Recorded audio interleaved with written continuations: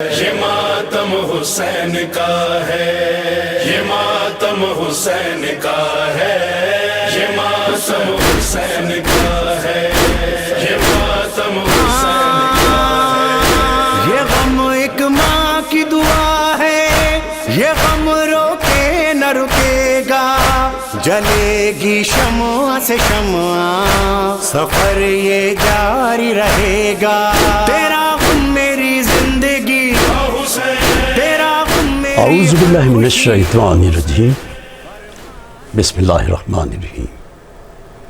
پناہ مانگتا ہوں اللہ کے شیطان مردود سے۔ شروع کرتا ہوں اللہ کے نام سے جو بڑا مہربان اور مسلسل رحم کرنے والا ہے۔ پاک وہ ذات جو بے طلب عطا کرتا ہے، جو بے حساب دیتا ہے، جس کی عطا کو کوئی روک سکتا نہیں، جس کے فیصلے کو کوئی ٹوک سکتا نہیں، جس کے فیصلے کو کوئی ٹوک سکتا نہیں۔ اے رب ذوالجلال، تیری عزت و جلال کی قسم، تو لائق عبادت ہے، حمد کرنا تیری بڑی سعادت ہے۔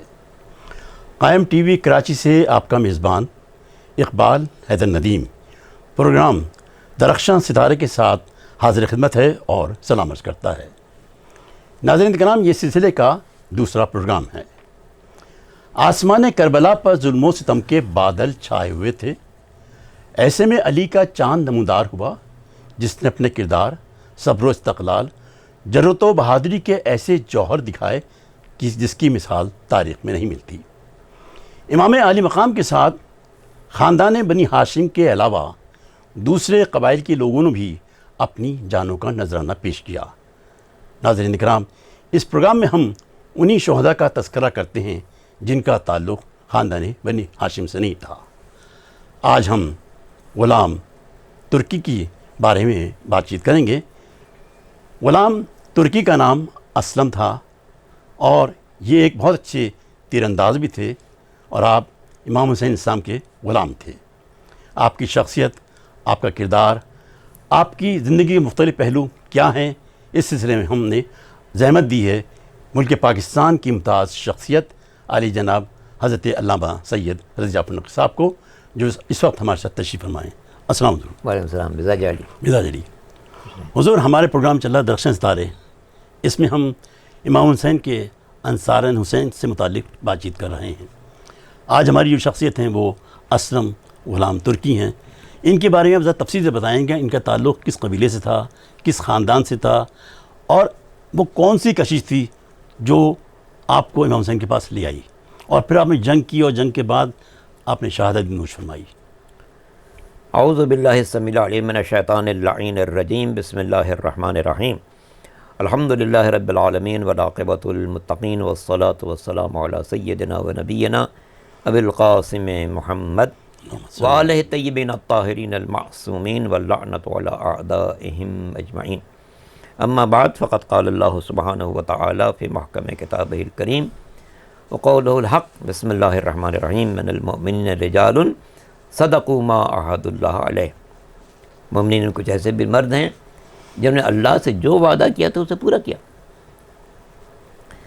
آج جس شخصیت کے ذکر کے لیے آپ نے توجہ دلائی اور القائم ٹی وی کے ناظرین کو اس کی طرف متوجہ فرمایا، ان کا نام تو اسلم ہے، مگر امام مظلوم سے قربت کی بنا پر غلام ترکی کے نام سے مشہور ہیں۔ ترکی مسلمانوں کا ایک عظیم الشان ملک ہے، اور ان کا تعلق اسی مملکت سے تھا۔ جناب امام حسن مجتبیٰ علیہ السلام کے زمانے میں یہ ترکی سے مدینہ منورہ آئے اور پھر امام حسن کے ہو گئے۔ ایک بات یہاں پر واضح کرنا اچھا ہے، ان کا نام غلام تھا اور تھے بھی غلام، امام حسن کے غلام تھے۔ غلامی کے بارے میں دنیا کا جو تصور ہے، خاندان رسالت میں اس کے بالکل برعکس نظر آئے گا۔ عام طور پر جو دنیا میں غلام ہوتے تھے ان کو کمتر سمجھا جاتا تھا، جی، معمولی غذا، معمولی لباس، معمولی کام۔ لیکن جب خاندان رسالت دیکھتے ہیں تو چاہے غلام ہو یا کنیز ہو، کنیز کی حیثیت سے دیتے ہیں جناب فضہ ہیں، کنیز کی حیثیت سے آئی تھیں، مگر شہزادی کے ساتھ ان کا طرز عمل کتنا حسین تھا کہ جناب سیدہ نے طے کر رکھا تھا ایک روز سارا گھر کا کام حفظہ انجام دیں تاکہ سیدہ آرام کریں، دوسرے دن گھر کا سارا کام خود سیدہ انجام دیں تاکہ حفظہ آرام کریں۔ یہ ہم اس کا تصور دنیا میں نہیں پیش کر سکتے۔ یہ ہے کردار۔ دنیا کے 7-8 ارب انسانوں میں کسی گھر میں یہ ہم نہیں دیکھ سکتے کہ گھر کی مالکہ ایک روز کام کرے تاکہ خادمہ آرام کرے اور ایک روز خادمہ کام کرے تاکہ مالکہ آرام کرے۔ تو یہ کنیزوں کے ساتھ جو آل محمد نے سلوک کیا ہے وہ ایک غیر معمولی سلوک ہے۔ بالکل۔ اچھا، اگر غلاموں کو دیکھا جائے، جناب قمبر بڑی نمایاں شخصیت ہیں مولا کائنات امیر المومنین علی بن ابی طالب السلام کے غلاموں میں، ان کے ساتھ مولا کا کیا دستور تھا، کیا طریقہ کار تھا؟ بازار گئے، 2 لباس خریدے، ایک بہت قیمتی اور ایک معمولی، اور لا کر قیمتی لباس قمبر کو دیا اور معمولی لباس خود پسند کیا۔ اس نے کہا مولا آپ آقا میں غلام؟ کہا نہیں، تم جوان ہو، احساس نہیں دلایا کہ تم غلام ہو اس لیے دے رہا ہوں، نہیں، تم جوان ہو، جوان کے لیے زیادہ اچھا لباس، قیمتی لباس ہونا چاہیے، میں تو بزرگ ہو چکا ہوں، تم جوان پہ یہ لباس سجے گا۔ تو یہ غلامی وہ تھی جس پر یہ لوگ ناز کرتے تھے، چاہے پیغمبر کے دور کے غلام ہوں، مولا کائنات کے دور کے ہوں، حسن مجتبیٰ کے ہوں، امام حسین کے ہوں۔ امام حسن مجتبیٰ کے دور تک یہ ان کے ساتھ تھے، پھر جب وہ تشریف لے گئے تو امام حسین کے ساتھ ہوئے۔ امام حسین نے پھر ان کو جناب سید سجاد کے سپرد کر دیا، مدینے سے امام کے ساتھ چلے ہیں۔ امام علی مقام کا سفر آپ جیسا کہ جانتے ہیں اور قائم کی ٹی وی کے لوگ بھی جانتے ہیں کہ امام علی مقام نے پہلے مدینے سے سفر کیا، مکے آئے، مکے میں کچھ عرصہ قیام کیا، 4 مہینے قیام کیا تھا، کیونکہ بڑی مصلحتیں ہیں امام کے پورے اقدامات میں۔ بے شک امام یہ چاہتے تھے، مدینہ کیوں چھوڑا؟ مدینہ چھوڑنے کی ایک غرض یہ بھی تھی کہ مدینہ میں اگر دشمن کسی وقت یوں ہی قتل کر دے گا تو اس کا چرچا نہیں ہوگا دنیا میں، بات نہیں بنے گی، ٹھیک ہے ایک ظالم نے امام کو قتل کر دیا، بات ختم۔ اس کی حرمت کا بھی تھوڑا خیال تھا مدینہ کی۔ امام نے انتخاب کیا مکے کا، اور یہ وہ زمانہ ہے شعبان، رمضان، شوال، ذوالقعدہ جس میں ساری دنیا سے حاجی پہنچتے ہیں مکہ مرکبہ۔ تو یہ 4 مہینہ جو امام نے مکے میں قیام فرمایا ہے وہ اس لیے تاکہ بندگان خدا کو واضح کریں کہ میں کیوں مدینہ چھوڑ کے نکلا ہوں، دین الہی پر کیا وقت آ گیا ہے کہ نواسے رسول جان دینے کے لیے تیار ہو چکا ہے۔ تو یہ 4 مہینے جو آپ نے مکے میں قیام کیا ہے، اس میں دنیا بھر سے چونکہ وفود آتے تھے، امام ہر ایک کو سمجھاتے تھے، دین کی عظمت سمجھاتے تھے، جو ظالم مسلح تھے اس کے طرف توجہ دلاتے تھے کہ بھئی دیکھو مصطفیٰ کا دین، اور اس پر یہ لوگ حاکم ہو چکے ہیں جو شراب اور کباب کے رسیاں ہیں، دن کی محفلوں میں بندہ نچائے جاتے ہیں اور لغویات کا مرکز بنا رکھا ہے۔ بالکل۔ تو یہ جو 4 مہینہ امام نے گزارا، وہ اسلم جو غلام تھے امام کے، وہ امام کے ساتھ تھے اور ساری خدمت وہ انجام دیتے تھے۔ امام کے لیے پانی لانا، امام کے لیے وضو کے موقع پر مصلی میں نماز کے موقع پر مصلی بچھانا، تمام ضروریات کا خیال کرتے تھے۔ پھر مکے سے جب امام نے سفر کربلا کا اختیار کیا، ظاہر ہے کہ 8ویں ذی الحجہ ایسی آئی کہ جب امام کو مکہ بھی چھوڑنا پڑا، کیونکہ قاتل نے حاجیوں کے لباس میں کچھ لوگوں کو خنجر دے کے بھیجا تھا کہ حرم میں امام مظلوم میں کہیں بھی امام مصروف عبادت ہو اسی کو قتل کر دینا، کیونکہ اس کی بھی غرض یہ تھی کہ یہ قتل ہو جائیں اور بات چھپ جائے، لیکن امام چاہتے تھے نہیں، قتل ہو تو ساری دنیا کو پتہ چلے صحیح بات ہے کہ ہم امام کون قتل ہوا ہے، نواس رسول قتل ہوا ہے، جوانان جنت کا سردار قتل ہوا ہے۔ چنانچہ آپ نے مکے سے رخت سفر باندھا اور 22 منزلیں طے کرتے ہوئے کربلا پہنچے ہیں، جہاں ٹھہرتے تھے، چونکہ ظاہر ایک سفر کا وہ زمانہ تھا کہ جس میں اونٹوں پر سفر ہوتا تھا، امام کے ساتھ ایک پورا قافلہ چل رہا تھا، ہر تھوڑی دیر کے بعد ٹھہرتے تھے، قیام کرتے تھے، نماز پڑھاتے تھے، نماز پڑھانے کے بعد خطبہ دیتے تھے، خطبے میں لوگوں کو بتاتے تھے کہ دین الہی پر اتنا سخت وقت آ چکا ہے کہ نواسا جا رہا ہے اپنے سر کو کٹانے کے لیے۔ چنانچہ جو لوگ دنیاوی تمام امام کے ساتھ شامل ہوتے تھے، امام کہتے تھے خبردار کوئی شخص کسی لالچ کے ساتھ میرے ساتھ شریک نہ ہو، صرف وہ شخص میرے ساتھ شریک ہو سکتا ہے جو اپنی جان دین خدا کے لیے قربان کرنے پر تیار ہو۔ تو غلام ترکی قدم قدم پر امام کے ساتھ ہیں، تنیم پہنچے، مصلی بچھانا، امام کے لیے وضو کا اہتمام کرنا، امام کے کاموں کو انجام دینا، یہ غلام ترکی اسلم کا کام تھا۔ پھر امام جیسے جیسے منازل طے کرتے جا رہے ہیں، ہر منزل پر غلام ترکی امام کے ساتھ ہے، نماز میں ہے، خطبہ سن رہا ہے، دین کو سمجھ رہا ہے، اور دنیا پر واضح کر رہا ہے کہ اچھا دیکھو کتنا برا وقت آ چکا ہے کہ نواس رسول قتل ہونے جا رہا ہے۔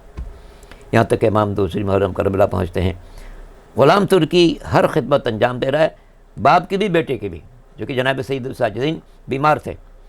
تو سید الشہداء نے اسلم کی ڈیوٹی بیٹے سید الساجدین کے ساتھ لگا دی تھی کہ جاؤ ان کی خدمت کرو، بیمار ہیں۔ تو یہ امام کی بھی خدمت کر رہا تھا اور امام چہارم کی بھی خدمت کر رہا تھا۔ یہاں تک کہ عاشور کا دن آ گیا۔ عاشور کا دن آیا تو اس نے دیکھا ہے یہ کیا ہو رہا ہے، نواز رسول کے قتل کا سامان ہے، لوگ امام پر حملہ ور ہونے والے ہیں۔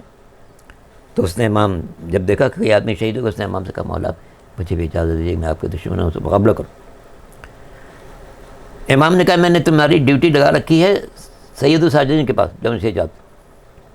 یہ نزاکتیں ہیں، نزاکتیں، اگرچہ وہ یہ باپ ہیں وہ بیٹا ہے، لیکن نہیں چونکہ سپرد کر چکے تھے کہ ان کی خدمت میں رہو گے، ان سے جاتا ہوں۔ امام سے اجازت لی اور اس کے بعد آیا میدان میں۔